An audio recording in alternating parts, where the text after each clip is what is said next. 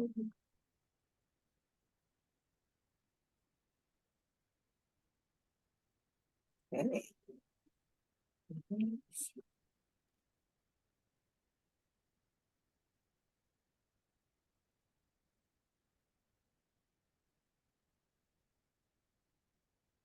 Okay. Good morning, everyone. We're just letting everyone trickle in for right now. Okay. Yeah, I think we're looking good. Good morning, everyone. I am Paige Mejia. I am the Director of Outreach for Staff Assembly this year. And welcome to the 2024 UCR Staff Conference. We're thrilled to have you join us today. A few helpful notes. In case you never attended a Zoom event before, each session is being recorded and will be posted on the UCR's Learning Management System. If you would like closed captions for this session, please click on the Show Closed Caption button at the bottom of your screen. While we can use the chat to interact, please submit your questions in the Q&A feature that is at the bottom, and not in the chat, just so we can be able to see everyone's questions between the chat messages. And then this also allows other folks to vote for questions that they'd like to have answered. And then while we're waiting, just for a few more people to join, if you want to put in the chat where you're joining us today, that would be great.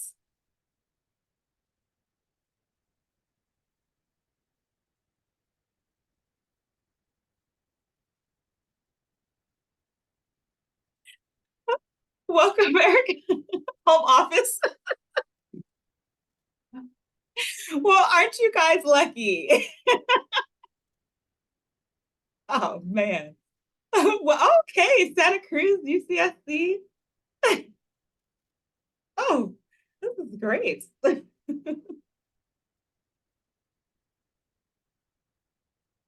Ah, Great representation here throughout, right? I know. I love it. Welcome, everyone. Oh, wow. Okay. Well, thank you, everyone. I'm happy that half of everyone is working from home, majority of half. I envy you. So before we get started, as we move along with the session, I just want to send everyone a reminder to be mindful of our UCR's principles of community, and I'm going to drop the link in the chat so you guys are able to view it. And so I'm going to introduce our speaker, Joanna Van Brocklin. She just started here in January, UCR, so yay. I'm going to go ahead and read her bio. Joanna's passion is developing staff at all levels to maximize personal effectiveness. With more than 10 years combined experience in HR, she has focused much of that time in talent management and development, where she created effective learning experiences for staff in areas of communication, customer service, employee engagement, personal effectiveness, and manager leadership development. Joanna holds a master's in education, organizational learning and effectiveness, and a bachelor's in business administration, human resources management. In addition, she is a SHRM certified professional, a Gallup certified strengths coach, and a certified online training professional. So I'll take it away, Miss Joanna. Thank you so much, Paige. And I also want to express my appreciation for Tammy Thatcher, who is also here monitoring the chat with me this morning. So thank you to my UCR colleagues and welcome to everyone here this morning. If you had an opportunity to join our 9 a.m. keynote speaker session, it was quite inspiring. I had to hop off a little early to prepare for this session, but I am so thankful that all of you are here joining me as well. So once again, thank you everyone who is joining. My name is Joanna Van Brocklin, and as Paige mentioned, I am actually new just since January to University of California, Riverside. So I am very thrilled to be here and to be part of the 2024 staff conference, and it's really exciting to see representation from across the UC and seeing so many of our UC colleagues here as well. So today's session is Boost Team Effectiveness with the Four Tendencies. But before we get into this, I want to allow a little bit more time for folks to join because I know that there's so many who were joining our opening session with our keynote speaker. So to help us allow a little bit more time for folks to join, I want to have this little quick icebreaker activity. Tell me in chat, and you can respond using the letters, or even you can use a descriptive word if something comes to mind as you're looking at this image. But tell me, by scale of dog, how are you feeling right now or today? I'm seeing some responses already coming in, quite a few Fs. I see Ds, C, yeah. This one I love. I am a dog mom. I have 2 Labrador retrievers, and this image really stood out to me. So I was like, this is a fun way to get us kicked off here. I would say for me, I'm feeling letter D, very happy and excited to be here. I'm seeing quite a few letter Fs here, some Vs, but we're a little all over the place, which is fantastic. So I hope doing this and acknowledging how you're feeling, it's okay. Be where you are and take what you need from this session. And I hope that you walk away feeling a bit more empowered and you have some tools and resources that you can take with you as you continue throughout the staff conference this week. All right, well, thanks for engaging with me quickly here. So we are going to move forward and let me explain today's agenda. So this session, which once again titled Boost Team Effectiveness with the Four Tendencies, is based on the best-selling book here called The Four Tendencies by New York Times bestselling author Gretchen Rubin. Anyone here familiar with that? You can type in chat or you can use the raise hand feature. I'm just curious to see if anyone has heard of this book before. All right, not seeing anything. So this is going to be new for all of you, which is exciting. Sarah is familiar, so fantastic. So hopefully you hear something new or have the opportunity to really dive in and get some more information for yourself. So my goal for you today really is to introduce the Four Tendencies framework. I found it to be enlightening and also validating in many ways when I was exposed to this for the first time about a year or 2 ago. And what I really want for you is you really can do what you want beyond the session with this framework. It's up to you. But my hope is that you will find this to be helpful to either really start or reignite those conversations with your team. And hopefully this will encourage deeper self-awareness and also provide some curiosity into, opening your minds to other awareness.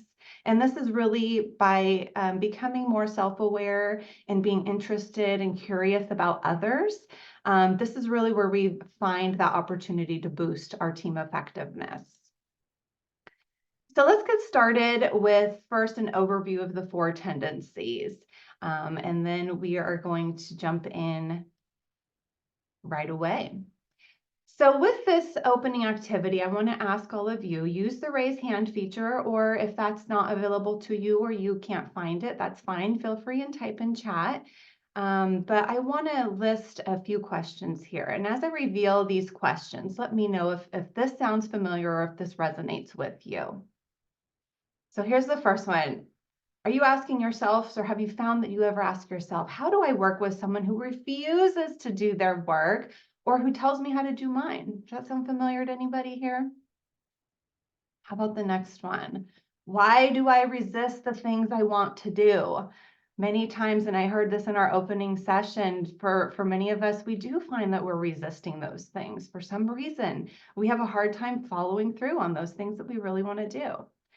This third question here, I will say I'm guilty of this. This happens to me all the time. Why do I struggle to make decisions and let analysis paralysis take over? Does this sound familiar to anyone? Is this resonating at all? Yeah, absolutely. This one as well resonates with me quite a bit. Why doesn't everyone do the things they say they're going to do?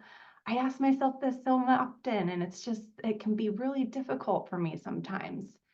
Yeah, seeing a lot of things resonating with everyone. Yep. How about this one? Why can't others accept that I find comfort and freedom in my routines?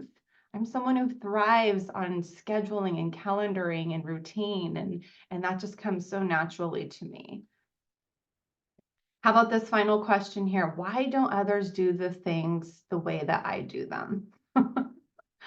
That one's a funny one for me, but yeah, sometimes I will say I'm especially guilty with this and my husband. I tell him all the time, if you would just drive the way I want you to, this wouldn't be a problem. Yeah. So yes, hopefully as we go through today's session, we're going to see that a lot of this has to do with our tendencies and our approaches to expectations. And so we'll talk through that a little bit more. I have a couple more questions for you. Type for me in chat. Think about this. How do you feel when your needs or expectations aren't being met? How does that make you feel? Tell me in chat. Yeah, I'm seeing frustrated, shortchanged, unseen. Yeah, absolutely. Frustrated, not heard. Yeah. Like I need to do more, not valued. Good. Okay. So think about this from a team perspective. When expectations aren't clear, when you're on a team, what happens on a team when those expectations aren't clear? Chaos. Yeah, seeing another one with Karina, chaos, absolutely. Arguments can happen. Yes. Disharmony, miscommunications, tasks don't get completed, low morale, absolutely. Yeah, all of these are valid in all of our experiences. Of course, we have experience in any of these situations throughout our careers, I'm sure, and probably even in our personal lives, we find ourselves in these instances, right? So yeah, absolutely. And just to kind of generalize your responses here, we notice our impact on team effectiveness, like you mentioned, low productivity, perhaps we're missing deadlines. We might experience burnout on a team, perhaps poor quality, or maybe not even a focus on high quality output. And generally, when we think about ourselves, the impact on ourselves here is we're feeling annoyed sometimes, upset, maybe let down. We might experience a loss of trust, maybe even sometimes resentment. So I want to now introduce us to the Four Tendencies framework and see if we can use this as a tool to help us explain and further understand what this looks like for us. So as I mentioned, author Gretchen's New York Times bestselling author, this is where the Four Tendencies comes from. And according to the author, our tendency really shapes every aspect of our behavior, which is why understanding this framework really lets us make better decisions, meet those deadlines. It can also help us suffer less stress and burnout, and really help us to engage more effectively when we're working on a team. So this framework, it's a personality framework designed to help you know yourself better and to also help us or encourage us to understand others better. So the framework here, it's really based on this idea that we all face two kinds of expectations no matter where we go in our personal lives and our professional lives. We all have expectations. So any guesses? Tell me in chat, what are those two expectations that we all face? Any guesses? Just a hint here on your screen. Yeah, great. Thanks, Melissa. So yeah, we all face two expectations, which are outer expectations and inner expectations. So our outer expectations could be things such as our work deadlines, or even, as we're out and about in our daily lives, how about observing traffic regulations, for example, right? Inner expectations could include things like keeping the New Year's resolution, or something very personal like going on or finally taking that once in a lifetime trip that you've been planning for or hoping for. So I want to get a little bit deeper into each of the four tendencies, and I encourage you as we go through these together, challenge yourself to refrain from assigning judgment here about the four tendencies. And what I mean by that is try not to think of them or label them as good or bad. Our tendencies are. They are not good, they are not bad, they just are. So really try to refrain from assigning any kind of label or judgment here. And I challenge you also as we go through these to ask yourself, what can I learn about myself as I think through this framework? And what can I learn about others through the lens of the four tendencies? So this first tendency here I want to focus on is the tendency of upholders. And you notice that upholders meet both inner and outer expectations. They want to know what should be done, what is expected of them. And you might, this might sound like discipline is my freedom. I find great joy in discipline and knowing what to expect and checking things off my list every single day. The next one, questioners. Our questioners resist and question.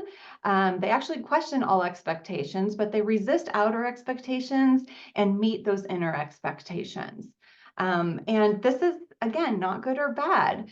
This is just the approach of how we respond to expectations, both inner and outer. So you'll see here that they really want justifications. Questioners, it might sound like, well, I'll do it, but tell me why. What is the justification behind why we are doing it this way, or what this decision is, and why this decision came about? So with questioners, the biggest thing here is keeping an eye on the why. Obligers.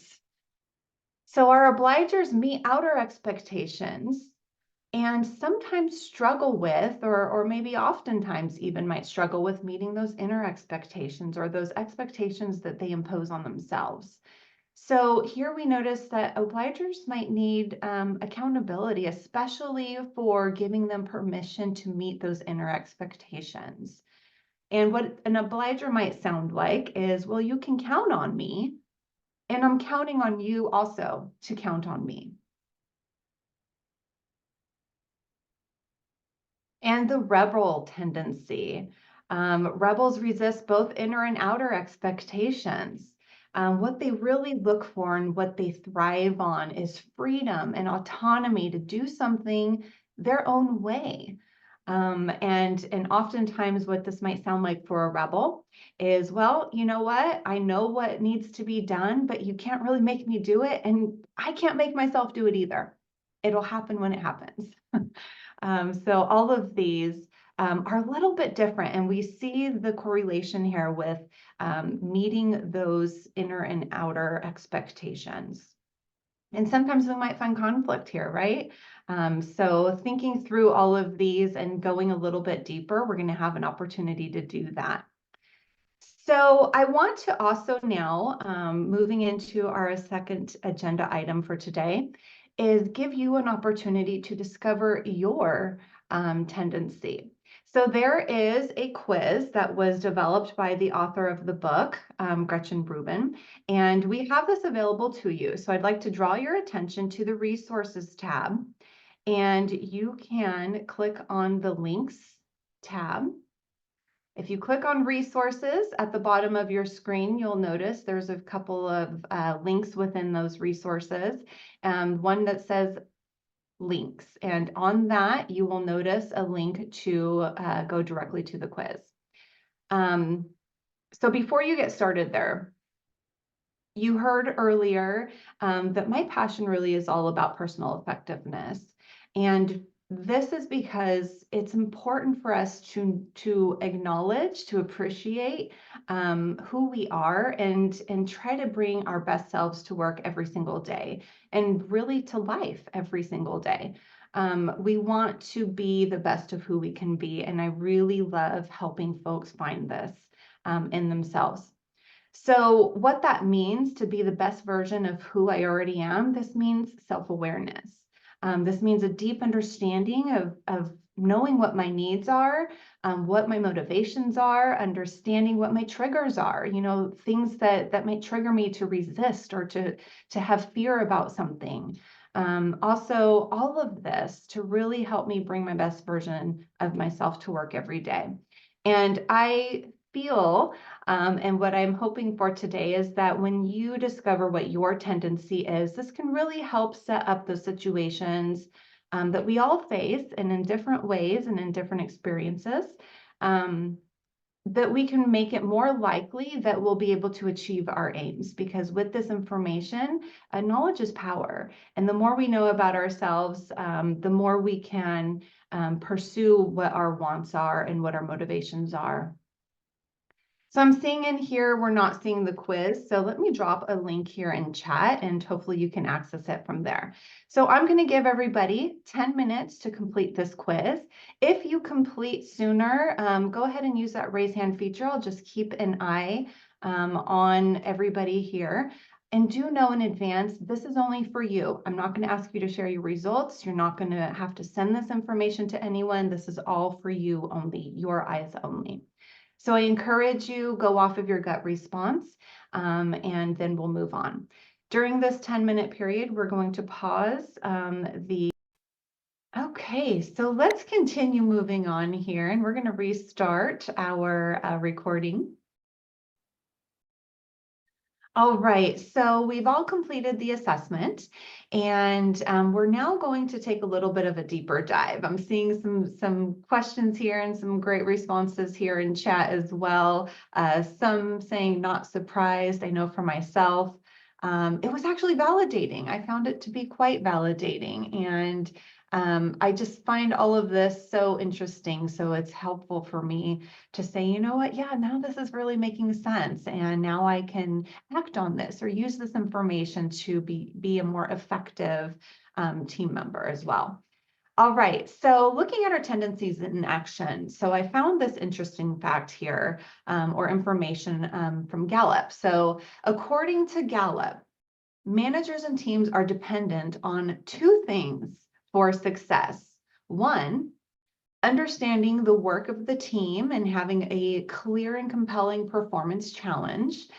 So what that means really, or how I interpret that is, understanding how our team's mission supports the overall organization-wide mission. So what is it that we're really here to do? Why does our team exist? What is it we're doing, right? So that compelling performance challenge, being very clear.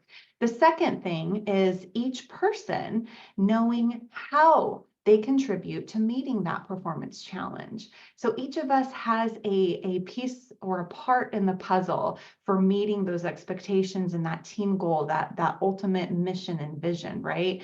And when we have a very clear understanding of knowing how our particular role helps us to achieve that, we really find that we are more successful. And we might even find that we're more motivated in doing what needs to be done, meeting those expectations. So I caution you, once again, as you all now have an understanding or some insight into what your individual tendencies are, as you're going through this and looking at this in the lens of others on your team and other maybe projects and things that you are working on, try not to guess or assume someone else's tendency. This can be easy for us to do, but we really want to make sure that we aren't labeling or inferring something from others. This is really an opportunity for us to get to know ourselves. And if we want to share this with our team, it's important that we allow others to then interpret their results and share how this comes out for them. So really use this framework once again as a resource or a tool for you. All right, so here we're going to look at our tendencies in action, where we're going to take a little bit of a closer look at what this might look like at work. So you'll notice on each of these, we're going to go through all 4 tendencies here, and you'll notice that each of the tendencies has strengths and potential challenges. And I'm going to share a key strategy for each of these as well. So with our upholders, and I'll identify, I am an upholder. So again, responding readily to both inner and outer expectations. So upholders, again, you'll see here part of the areas of strengths: enjoying routine. They really hate to make mistakes, generally are self-directed and like to take initiative. With enjoying routine, you might notice that an individual might struggle with adjusting to sudden schedule changes. So once we have that routine or we're set with our schedules, if there's adjustments or things that need to be changed, sometimes that can be a little bit of a struggle to deal with that. Upholders also place high value on follow through. So essentially, don't tell an upholder that you're going to do something and then not do it. That's very challenging for upholders. Now, on the other side, we see some potential challenges that come up. And you notice, the first one listed here, they may have trouble delegating. This isn't to say that upholders don't know how to delegate or can't delegate. What it means is that they struggle with it because they might tend to suspect that others just aren't as dependable. So instead, they might just say, you know what, oh, it's fine, I'll just do it. I'll just do it myself to make sure it gets done. So that can really be a potential challenge and can perhaps even hinder camaraderie on a team to some extent if that comes up too often, right? I'll share a personal story with myself as an upholder. I align much of the areas of strength and potential challenges with my number one value, which is accountability. And I'll tell you, in a previous role, I really struggled with this, with multiple situations and with multiple colleagues and peers. And really, I'll give a simple example of this being with scheduling meetings. I am someone who really enjoys routine and I thrive off of my calendar. So my schedule is really something that I lean on heavily. And with this challenge for me in scheduling meetings, I would have folks that would accept meeting invitations and maybe show up 15 minutes late or even not show up at all. But not only that, they wouldn't even communicate it to me that they either were going to be late or just not show up for whatever reason. So, we talked about things when our expectations aren't being met, how this makes us feel. We talked about that a little bit earlier today. So for me, what that made me feel was, they didn't really value my time. Maybe they didn't value our partnership and the project that we were working on. So in my eyes, this made me feel like, you know what, this person is really unreliable and they don't really care about wasting my time, which is kind of a hard pill to swallow for me. So I then learned more. Our team at that time had actually taken this assessment or this quiz, and we had an opportunity to discuss as a team what our tendencies were. And I found it so enlightening because what I actually learned about one of my colleagues was that, because of her tendency, she had a really strong pull to meet others' expectations. So when things were added to her plate at the last minute or out of the blue, she had a very strong need of meeting those expectations in the moment. So for her, it was about meeting others' expectations in the moment, whatever was coming up, whatever was hot off the press in that moment. And what that also meant, though, was that likely and oftentimes was at the expense of her own time and often at the expense of other commitments she had already made. So in her mind, she was actually doing good by meeting the immediate need or the current need that was falling on her plate by being available and reliable in the moment. And so that was a great learning opportunity for me and how we could work better together as a team. So you notice here the key strategy for working with an upholder is scheduling, building team cohesions and habit of change with scheduling. This is really important. Upholders love to keep that schedule and keep everything on that schedule done. It's like that checklist, right? If it's on my schedule, I'm going to get that done. And doing this helps to ensure that they can really make time for every person and activity that they value. Looking at our questioners in action, as we know with questioners, our questioners really value reason. They value research and information. And this is also very interesting because I am an upholder, but I also find that I struggle with analysis paralysis sometimes. So we might find ourselves leaning between a couple of tendencies here, and that's okay.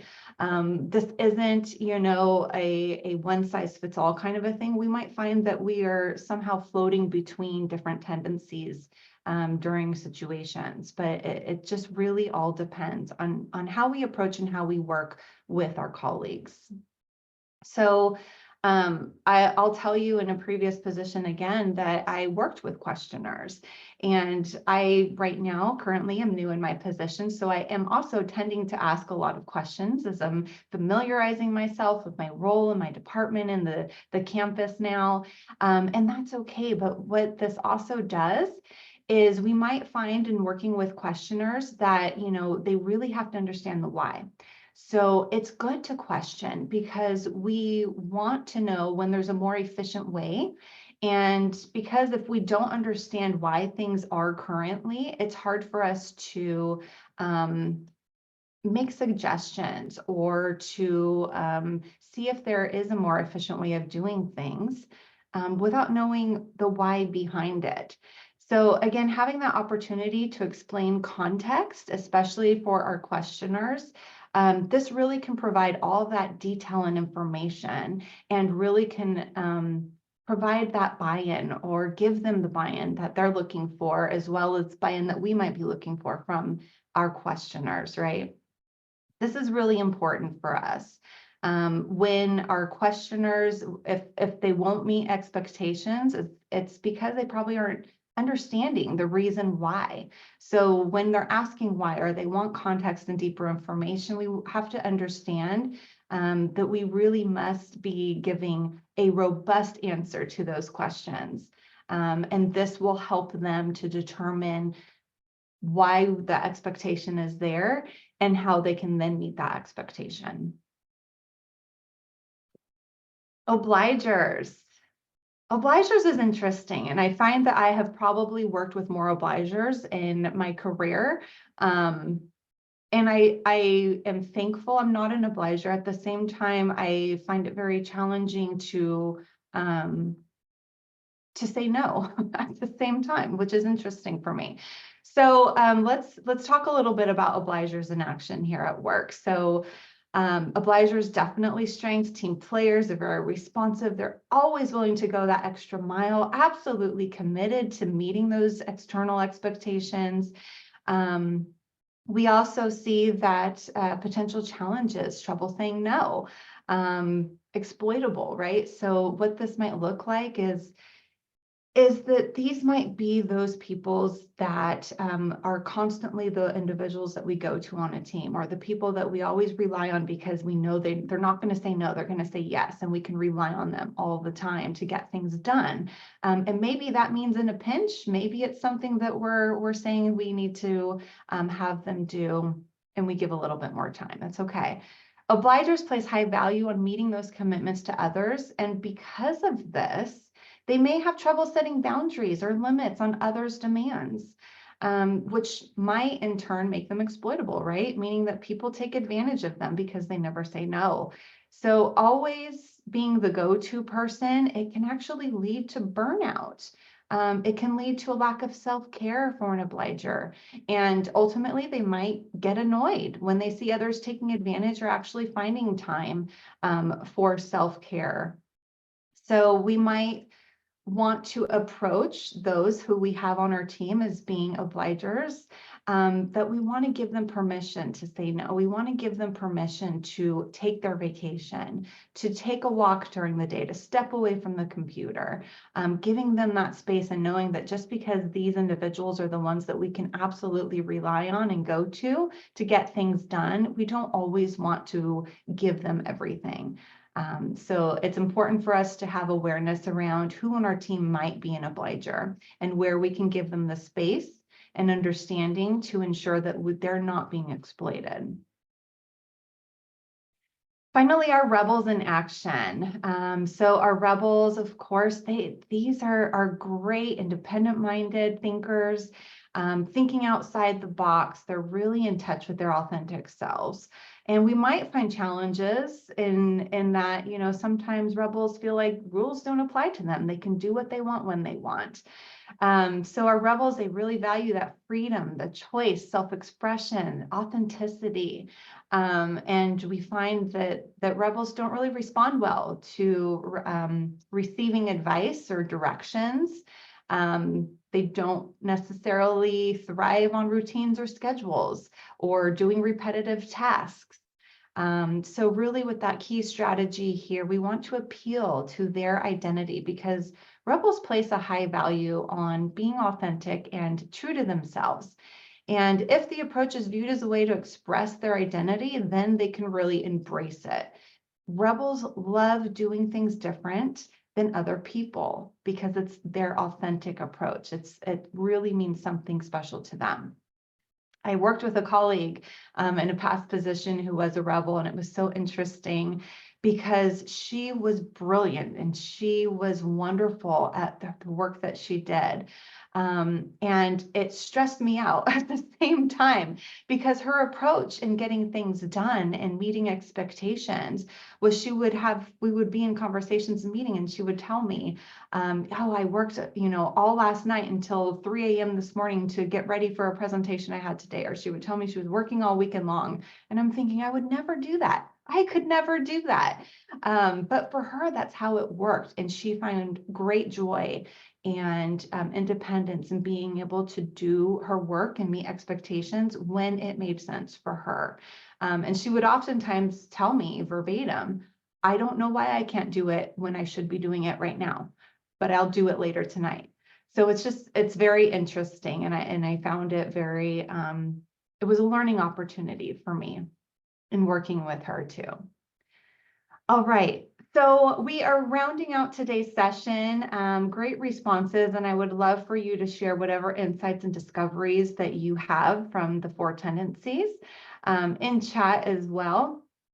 But I also want to share and make sure that you all are leaving this session with a couple of resources to really help you boost team effectiveness. And this is really a two-part situation when I'm talking about team effectiveness. I believe really that in order to boost team effectiveness, we need to build team cohesion. And when I say team cohesion, what I mean is awareness, understanding and desire to learn about each of our team members' needs and motivations. And the impact of applying the four tendencies here is really we can have an opportunity to become a better team, to work better together, to find out what our motivations are, what we value, how we can work better together. And it can help us boost that buy-in and commitment for the team as well. So two resources that you'll find in the resources tab. I have two PDFs here that were created by Gretchen Ruben. So the first one, a nutshell guide to the four tendencies. This PDF provides a brief explanation of each tendency, how to deal with it, outlines the likely strengths and possible weaknesses, which we covered some of those here. And of course, those key strategies for building habit change. The second PDF that you'll find in the resources tab is tips for using the four tendencies at work. This really offers those tendency behaviors and needs that can help us understand others' perspectives and help us understand why they act the way they do in response to those inner and outer expectations. So we are just about at time here. I want to thank you all for joining this session. It went by so fast for me. I hope you found something meaningful here. I encourage you, if you are not already, to join the Employee and Organizational Development Listserv. Information is found here on my slide, and you also have a resource for it as well. So thank you all so much again. I appreciate your time and enjoy upcoming sessions starting at 11. So with that, I'm going to pass it back over to Paige. Thank you, everyone. Thank you, Joanna. That was great. I just learned I'm an obliger. So that was very eye-opening. And just like she's how she mentioned, everyone, the link to the listserv is in the resources as well. We hope that you enjoyed your time with us today. As you know, our goal is to keep the UCR Staff Conference 100% free to attend.